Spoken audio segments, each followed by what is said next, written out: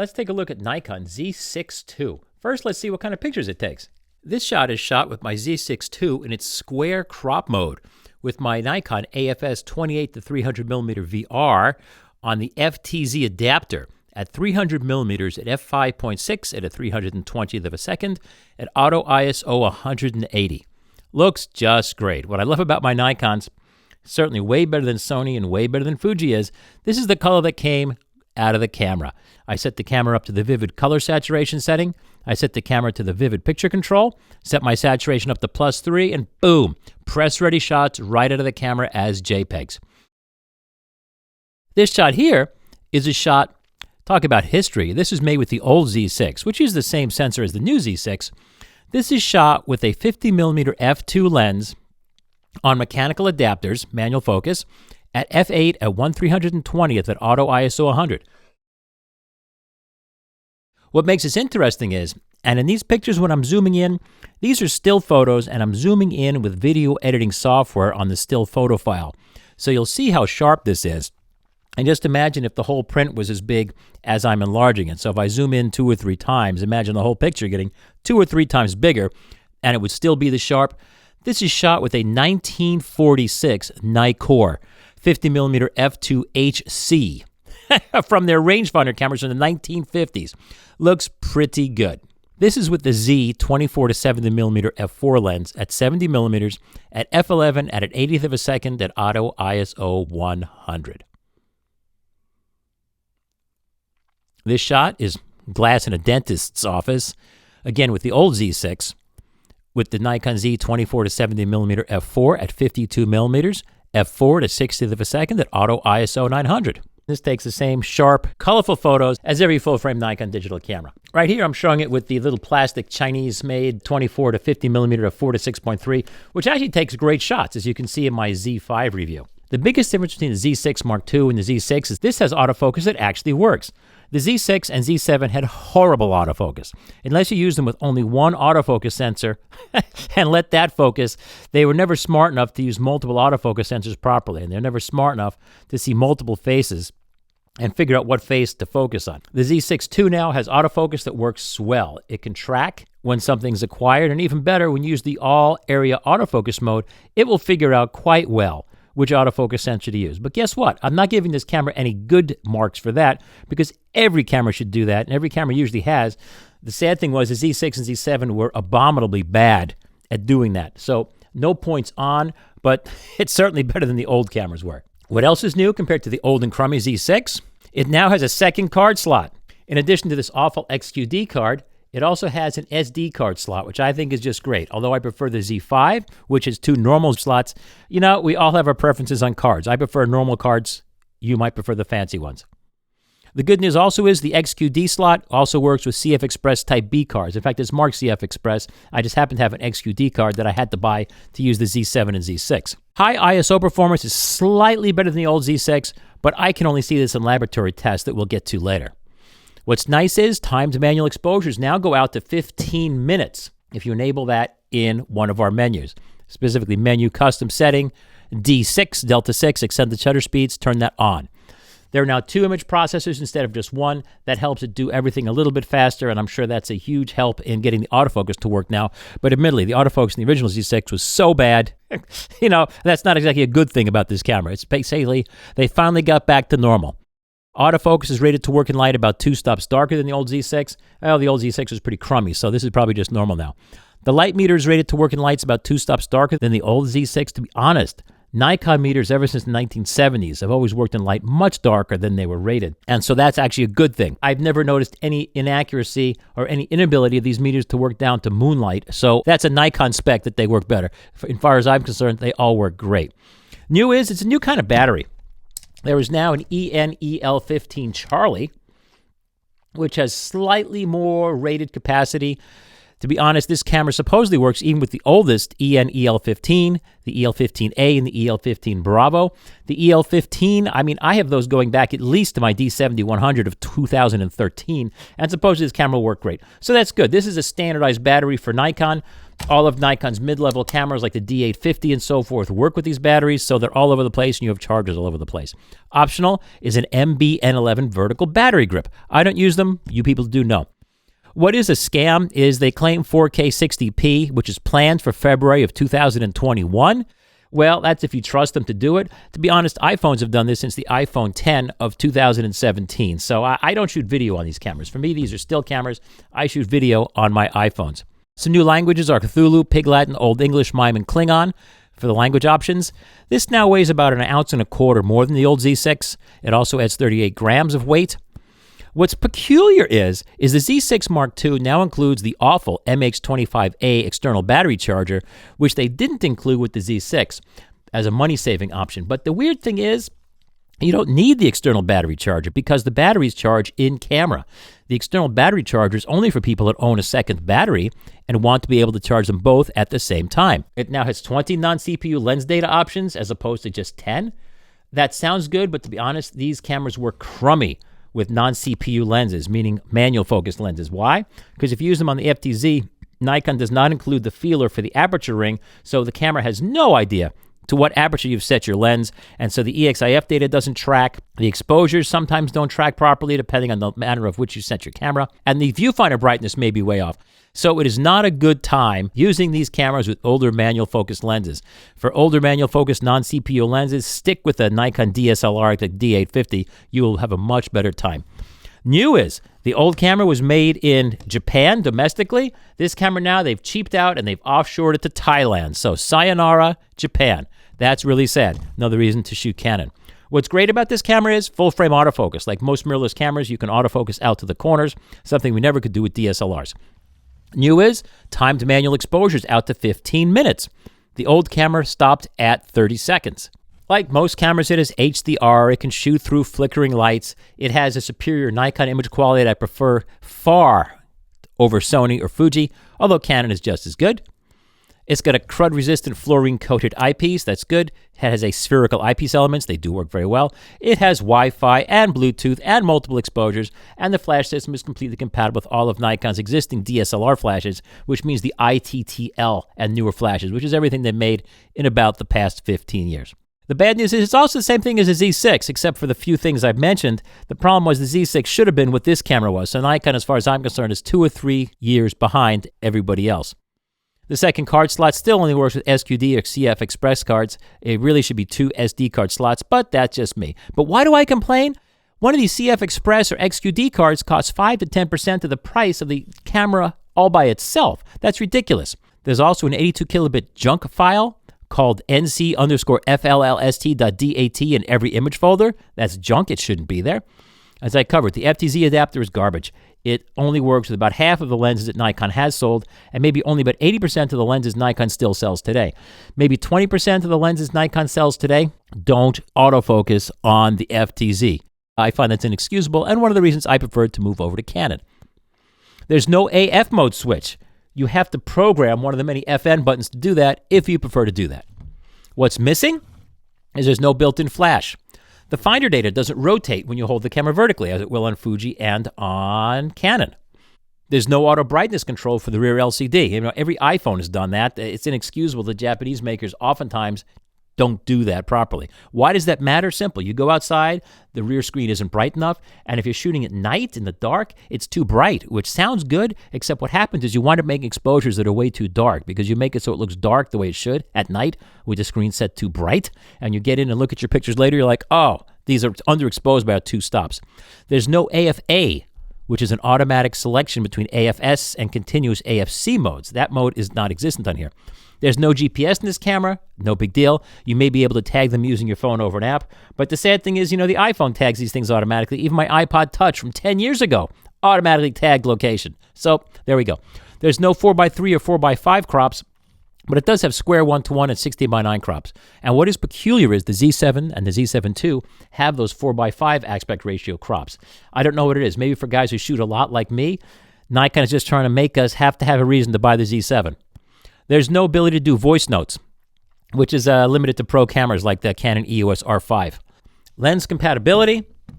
Ideally, you want to use this with native Z lenses like this Chinese thing made out of plastic. The native Z lenses work great. You can get adapters to adapt anything ever made to this camera, and I even have a video about that. The problem is every time you start adapting things, you start losing features, and you think it's a great idea until you really start shooting with it. Then you're like, I'm just going to buy the Z lens anyway. So save your time and effort, just buy the Z lenses. To get to specifics, the autofocus works great. It's a huge surprise from the old Z7 and Z6, which are horrible.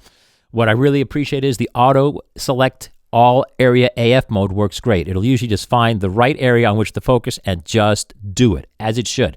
Autofocus tracking also is surprisingly good. If things are moving around, the sensors will move all around and track your image, which it didn't used to do well. What's bizarre is the AF areas when you're tracking turn red when they're finally locked on, as opposed to going green when they're locked on. I don't know where you come from, but where I come from, green means go and red means stop.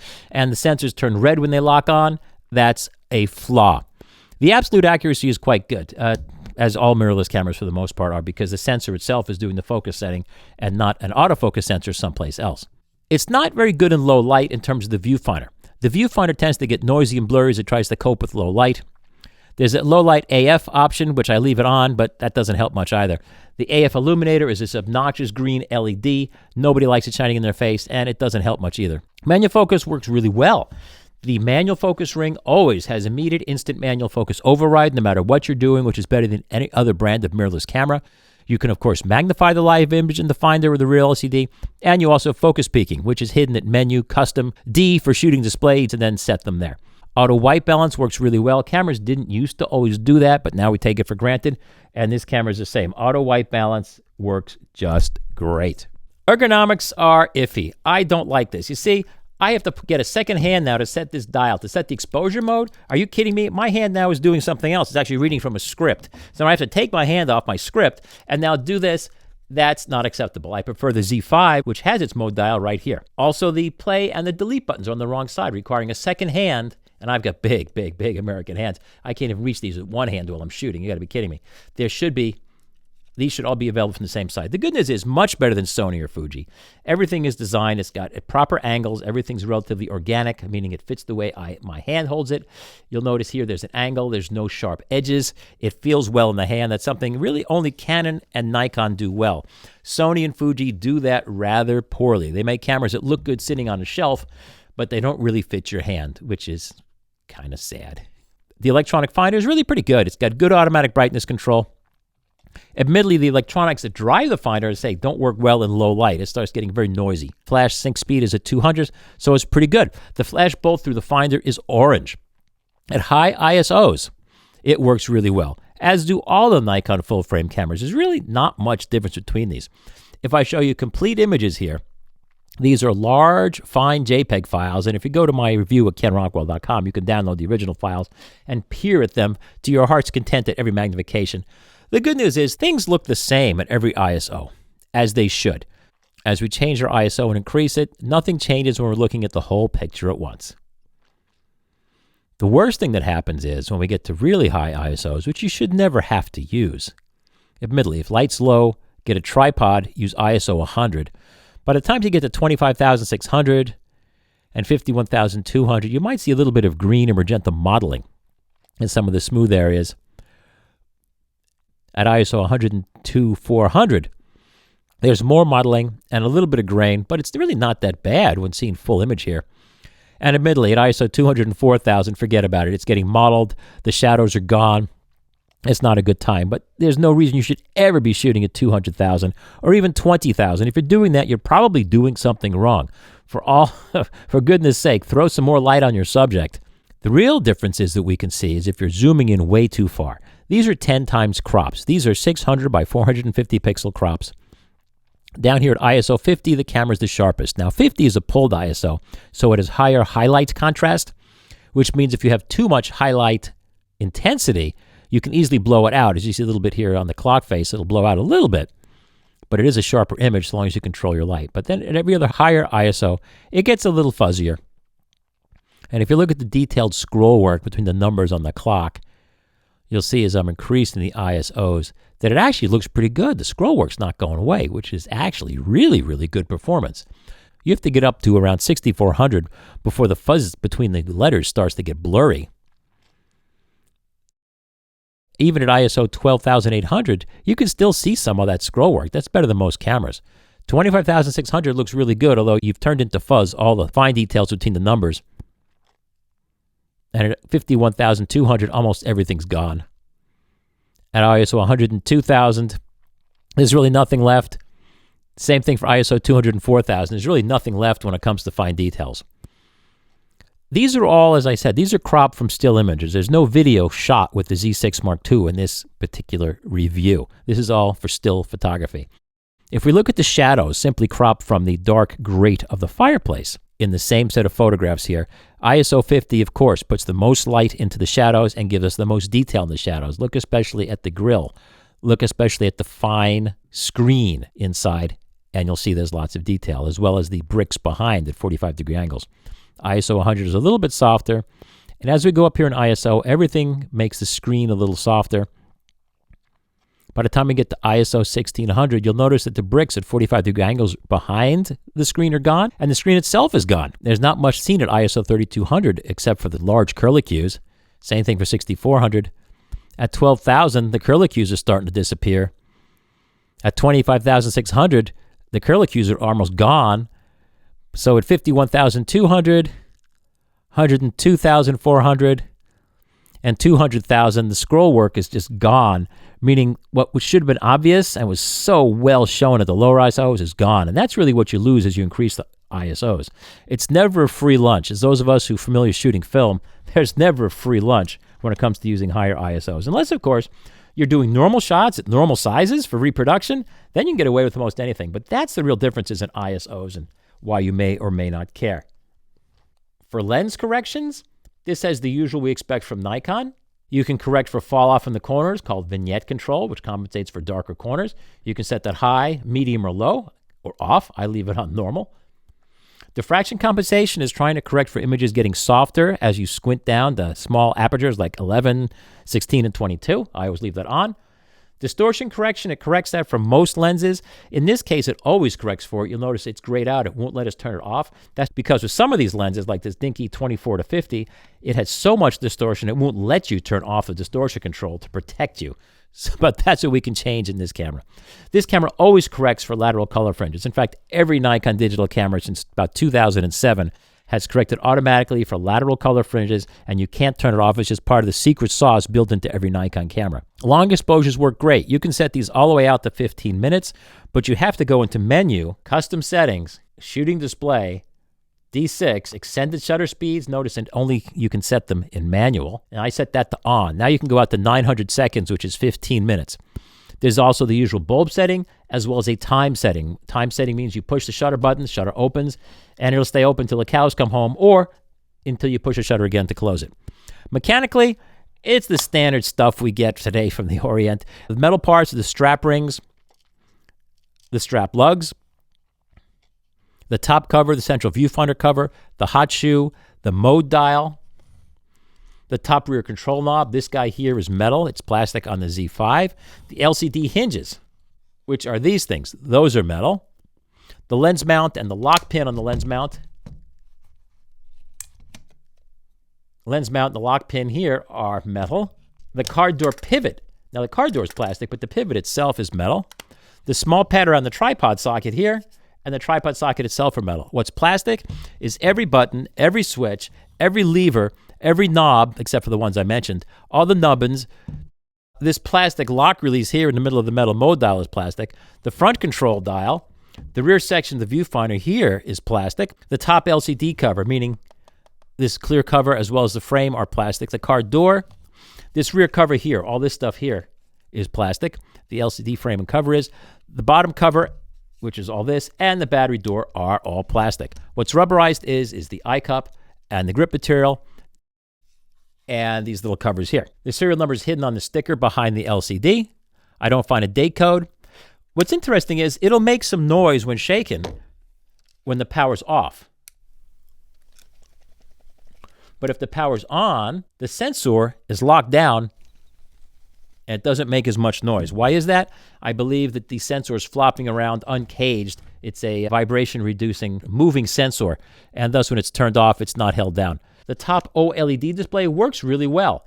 It varies in brightness somewhat. It's usually visible in everything except direct sunlight, where it starts to get a little dim, down to starlight. It really usually looks pretty good. Although, to be honest, I don't use it. I'd rather have my mode dial there. The rear LCD is like every other camera from Nikon for the most part. It'll flip up about 120 degrees, come out about 90, or go down only about 45. It will not go left to right. Battery life is good, so I can't give you any numbers because I simply haven't run it down in a day. But you can leave the power switch on all day and just go about your shooting. Left around your shoulders or left around your waist on a strap, when you have your body against it, it will figure out that you're not actually shooting, and it will turn off and turn back on automatically as you need to. To charge it up, this charges via USB-C. You can use any 99-cent cord, which I get at the 99-cent store, and plug it into any generic 5-volt USB source, and it will charge just fine. Or you could use a PD power delivery rated charger, which will work more quickly. This is a great camera for just about anything. For professional sports, I've been using the EOS R5 or EOS R6 from Canon, or the D6 from Nikon, or the 1DX Mark III from Canon, just because they go faster and get out of the way. For everything else, there's no real need for Z7. Nobody needs 45 megapixels. In fact, nobody even needs the 24 megapixels of this, but people think they do, which is what keeps Nikon selling cameras. If you'd like to compare Nikon, Canon, and Sony, knockdown, drag-out comparison, again, see kenrockwell.com. I have a link to it in my description where I compare all these cameras in great depth. If you find these videos helpful, the biggest help to me to keep doing this is when you use my links to the stores that I use, which are in my description. I've used some of these stores. For instance, I got this camera from B&H. I've been shopping at B&H and buying my stuff there since the 1970s. Yes, for over 40 years, I've been their customer. As they move from one part of New York to the other, they're that good. Other stores have come and gone. They're good. That's why I recommend them. That's why I use them. And that's it. Thanks again for watching Ken Rockwell and KenRockwell.com here on KenRockwell.tv.